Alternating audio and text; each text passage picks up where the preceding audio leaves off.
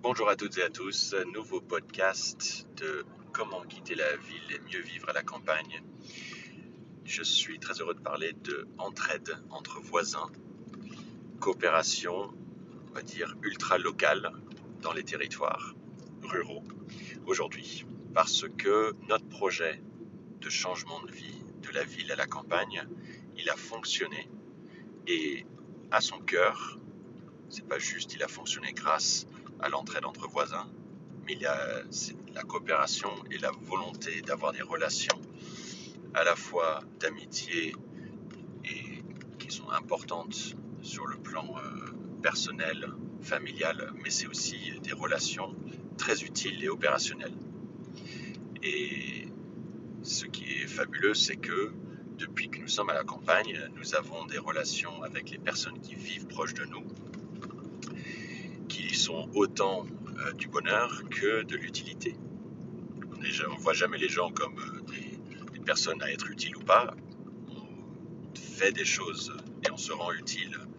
Et on est dans une réciprocité et dans une pensée pour l'autre constante à la campagne, dans notre village, parce que il y a premièrement ce ressenti de faire les choses un peu à contre-courant, donc il faut être soudé. Deuxièmement, il y a une densité de la population qui favorise la relation. Elle est moindre, la densité, donc c'est un peu plus facile de se rapprocher d'eux. Ça, c'est très mécanique.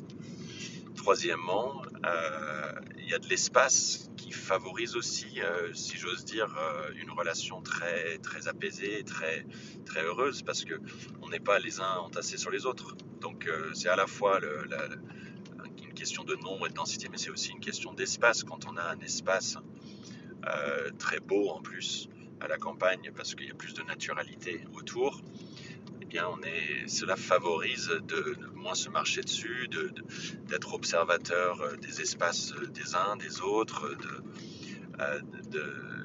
et de discuter de manière assez riche sur le fond de comment ces espaces sont importants pour nous, qu'est-ce qu'on fait dessus, etc. Que ce soit le potager, avoir des animaux, les balades, etc.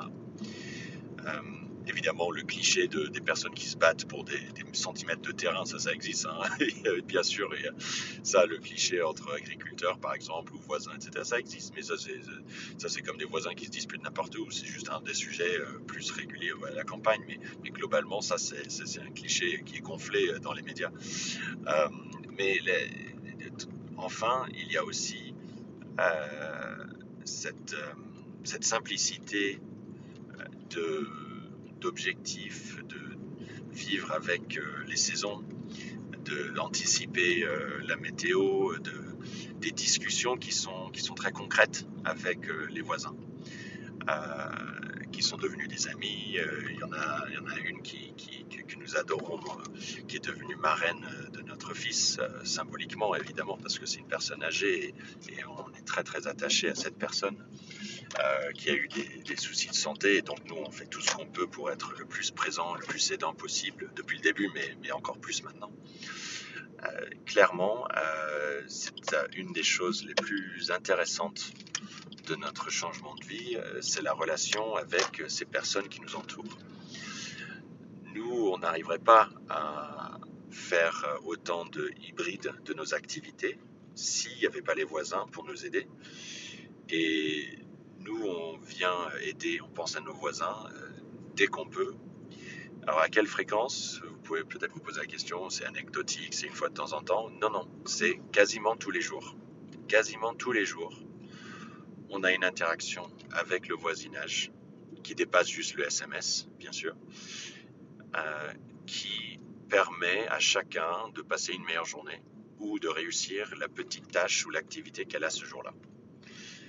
Nous avons une liste très très longue d'exemples de choses que nous faisons ensemble. Donc le truc, l'activité la plus basique, c'est d'aider sur l'entretien des animaux. Parce que les animaux, eh bien, c'est tous les jours. Même si on automatise la porte, la nourriture, l'eau, pour les animaux, que ce soit les poules, les chèvres. Une présence humaine est très importante parce que s'il y a un petit pépin, eh bien, il faut une intervention humaine. D'autant plus que les animaux apprécient la régularité de la présence humaine, c'est logique. Les animaux sont sociaux quand ils sont domestiques, bien sûr. Mais vous pouvez avoir des relations aussi avec des animaux sauvages, mais ça, je ne rentre pas dans cette discussion-là aujourd'hui. Mais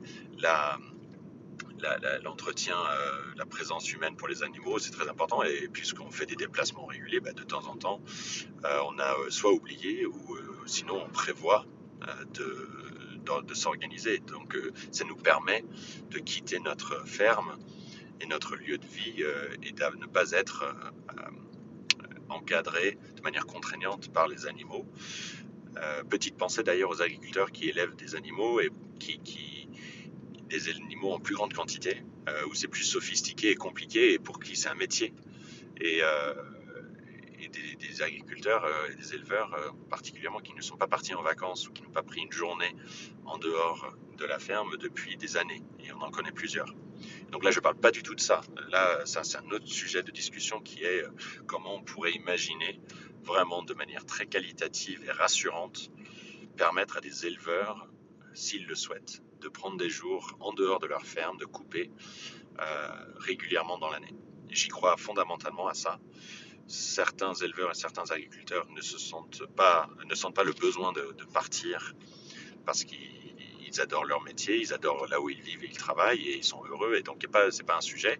Et d'autres, ça se voit, il y a cette envie, il y a ce besoin, mais ils disent mais on peut pas, nos animaux nous font confiance uniquement, etc. Donc ça, il y a beaucoup de sujets à discuter et pensée très très forte pour les agriculteurs et les éleveurs à ce niveau-là. Mais pour revenir sur des personnes qui vivent dans la ruralité, qui ont des animaux en petite quantité, qui font de l'élevage, c'est taille humaine, c'est peu de le dire, mais qui est en complément de l'alimentaire acheté et en complément des activités, c'est possible de le faire avec une entraide du voisinage, ou alors si vous vivez en collectif, parce que de plus en plus de personnes déménagent, vont vivre à la campagne avec un projet collectif, et je réserverai de nombreux podcasts sur ce sujet-là, des témoignages, etc., parce que ça c'est un formidable projet, et ça se fait de plein de façons différentes. Mais nous, on n'est pas dans cette situation-là, on est une petite famille entourée d'autres petites familles, surtout de voisins, même de personnes âgées, et cette coopération autour des animaux, c'est un premier point. Ensuite, il y a une coopération sur l'activité potagère, échange de graines, échange de plants, de légumes une fois qu'ils ont poussé. Ça, c'est régulier. Échange de conseils, donner un coup de main, encore une fois, en l'absence d'eux, ou faire ensemble des heures et des heures et des heures de potager, de discussion autour de ça fait ensemble. Donc ça, c'est un deuxième axe, mais un troisième axe aussi, apporter tout ce qu'on peut en matière de connaissances et d'expérience aux uns et aux autres, sur le bricolage. Tellement de fois est-ce que j'ai été accompagné par des voisins sur du bricolage, tellement de fois est-ce que j'ai participé à du bricolage et de la manutention chez les voisins. Ça semble très, très simple, du bon sens, mais c'est quelque chose que je ne faisais jamais quand j'habitais en ville et que nous ne faisions jamais. Est-ce que j'ai appris beaucoup plus aujourd'hui sur cela? Bah oui. Et oui, je vais dire, quand on ne fait pas, on n'apprend pas. On peut lire, on peut regarder, on peut écouter. Quand on fait, on apprend réellement. Et moi, j'en rigole un petit peu, j'avais parfois la honte sur mon niveau de connaissances techniques, pratiques, sur le bricolage, sur le matériel, l'équipement dans une maison. Et là, aujourd'hui, juste grâce au temps que je passe avec les voisins à faire des choses, réparer, remettre à niveau, fabriquer, eh bien, je suis un homme extrêmement différent aujourd'hui par rapport quand j'habitais en ville. Donc ça, c'est un troisième axe. Évidemment, un autre axe, c'est tout simple, c'est tout bête. Le nombre de fois où j'ai aidé sur des aspects administratifs, techniques, numériques, des voisins qui ne savaient pas naviguer des plateformes, etc. Ça aussi, c'est très élevé. Je dirais pas que c'est une fierté, parce que c'est pas nécessairement des connaissances très haut niveau, ni que je trouve être être innovante. Je suis juste là pour les voisins, pour donner un coup de main, pour aider à comprendre quelque chose, contacter quelqu'un dans ce monde qui est de plus en plus complexe, je trouve, d'un point de vue service clientèle. Euh, Là, un autre axe qui est quasiment, qui est au moins mensuel, voire hebdomadaire, c'est les déplacements. On se coordonne beaucoup sur les déplacements. On se coordonne sur des déplacements qui sont pour les courses, pour acheminer des enfants, pour différents rendez-vous médicaux. Et ça, c'est lié au fait que les distances sont un peu différentes ici. Je regrette qu'il n'y ait pas plus de capacité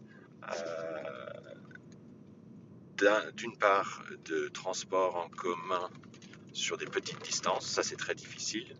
Ça, ce sera le sujet d'un podcast. Ça, c'est qu'est-ce qui s'est passé des lignes de train petite distance simples dans les campagnes. Et quand je parle à nombreux élus ruraux, ils disent je crois beaucoup plus en ça qu'en le covoiturage. Mais le covoiturage, c'est ce que nous pratiquons énormément pour compenser.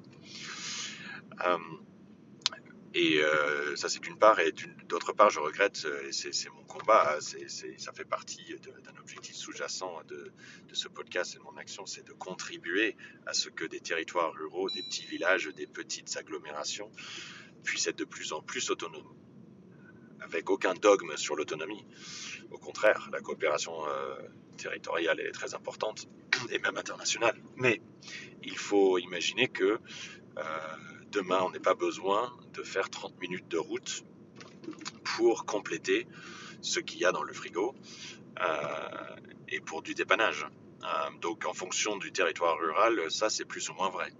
Mais ce qui est sûr, c'est que avec une sorte de périurbanisation, un effet de l'américanisation aussi culturelle et de la consommation et des territoires, on voit qu'il y a des petits hubs de consommation, pour dire les choses en français, des centres de consommation un peu plus élargis, un peu plus divers, tels que les hypermarchés, qui drainent des populations et des habitants de territoires ruraux plus éloignés qui viennent faire leurs courses et qui repartent chez eux.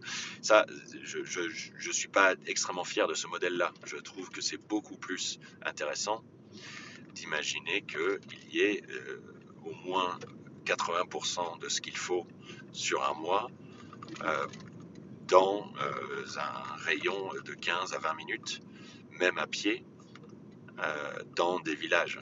Mais ça, c'est une façon de voir les choses, et tendre vers ça, c'est pour moi suffisant. Mais clairement, ça, c'est un autre modèle que je trouve beaucoup plus favorable que celui de devoir prendre la voiture constamment pour faire ses courses, si on n'a pas des producteurs qui font de la vente directe, s'il n'y a pas le potager, s'il n'y a pas une consommation aussi matérielle ultra locale. En tout cas, ça, c'était un autre axe. C'est un autre axe de se coordonner sur les déplacements et l'entraide de voisinage là-dessus. Enfin, il y a un aspect qui dépasse l'opérationnel, c'est la compréhension des histoires, c'est prendre plaisir à découvrir l'histoire d'un territoire grâce aux habitants. Il y a un magnifique monsieur qui s'appelle Pierre, qui est un des doyens du village. Il nous aide sur le foin à déplacer des bottes pour les animaux. Voilà, ça je reviens sur ce premier axe. Mais Pierre nous raconte plein de choses sur comment le territoire a évolué. Que ce soit des nouveaux habitants qui arrivent, des familles, des bâtiments qui ont plus de 150 ans, qu'est-ce que c'était auparavant, les personnes qui ont fait évoluer certains projets, le type d'économie qu'il y avait, les modes de vie, les relations dans la campagne sont intimement liées à des discussions sur l'héritage, l'histoire, la culture, sans du tout, en tout cas c'est mon expérience, sans du tout faire une nostalgie excessive J'ai pas entendu c'était mieux avant, j'ai pas entendu on regrette. Euh, c'est plutôt une reconnaissance et une sorte d'humilité face à ce qu'il faudrait faire aujourd'hui dans notre quotidien, qu'est-ce qu'on fait, comment on évolue. C'est assez beau comme échange à chaque fois parce que à la fois on apprend, deuxièmement il y a un petit mélange qui se fait parce que nous moi je suis néo-rural, ma femme n'est pas néo-rurale mais je suis néo-rural. Les néo-ruraux il y en a, les générations évoluent, leurs envies, c'est un joli mélange. Ce mélange est nécessaire parce que prend le dessus tout de même la réalité présente. On est dans une ère où l'innovation technologique et la connectivité augmentent assez rapidement et ça prend le dessus tout de même. Donc, euh, cette question de transmission entre générations de savoir et de compréhension du passé, elle est fondamentale. Et c'est pas du tout un conservatisme, c'est très moderne de savoir comprendre le passé, faire un mélange avec le présent, regarder le futur avec des yeux beaucoup plus intelligents, beaucoup plus sages et qui anticipent. Euh, Pierre, il est extrêmement pointu sur qu'est-ce qui va se passer au niveau météorologique sur les semaines et les mois à venir, mais il n'a pas fait d'études sur ce sujet. Évidemment, il est ancien agriculteur, mais il sait faire plein de choses.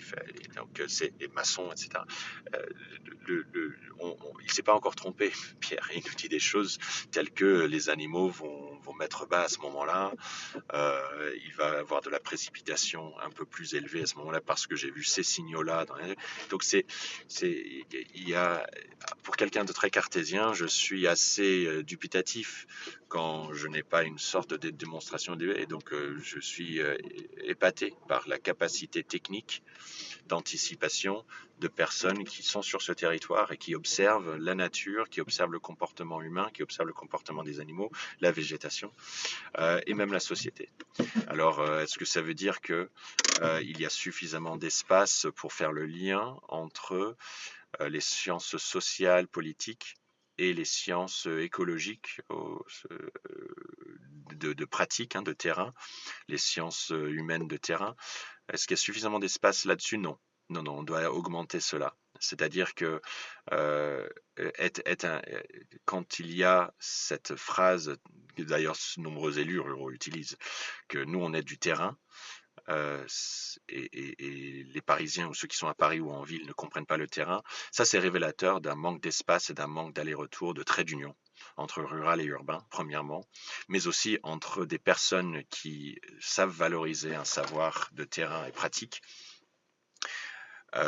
qui savent aussi gérer des contraintes très logistiques et physiques dues à être dans un lieu beaucoup plus en mélange avec des éléments physiques, notamment la nature, mais aussi des métiers qui sont beaucoup plus dans le primaire et le secondaire encore, euh, ou dans l'artisanat.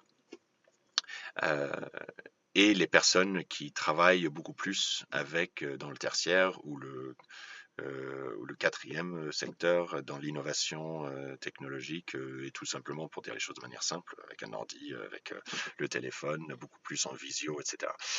Il faut faire attention quand même à ce trait d'union, à ce va-et-vient. Euh, j'ai un pied dans les deux mondes de manière très humble. Moi, j'incarne ces deux mondes-là, mais clairement, il faut faire un peu plus de ça parce que dans un autre podcast, je parle de robustesse. Ça va créer de la robustesse et c'est essentiel pour ce que nous allons vivre demain et quand nous vivons dès aujourd'hui. Donc je m'arrêterai là pour aujourd'hui sur ce podcast qui est consacré à l'entraide entre les voisins, les amitiés que cela développe, l'entraide très opérationnelle qui est très utile et nécessaire pour des projets surtout de néo-ruralité hybride professionnellement, ce qui est notre cas. Et il y a aussi cette fabuleuse reconnaissance de l'histoire des campagnes et de l'histoire des territoires ruraux et de l'histoire de la France, qui est très rurale aussi, et pas juste très urbaine, elle est les deux, hein, mais grâce à ces relations avec le voisinage et les habitants. Et il faut le conserver. Il faut le conserver. À très bientôt, chers amis, dans un nouveau podcast. Quitter la ville, mieux vivre à la campagne.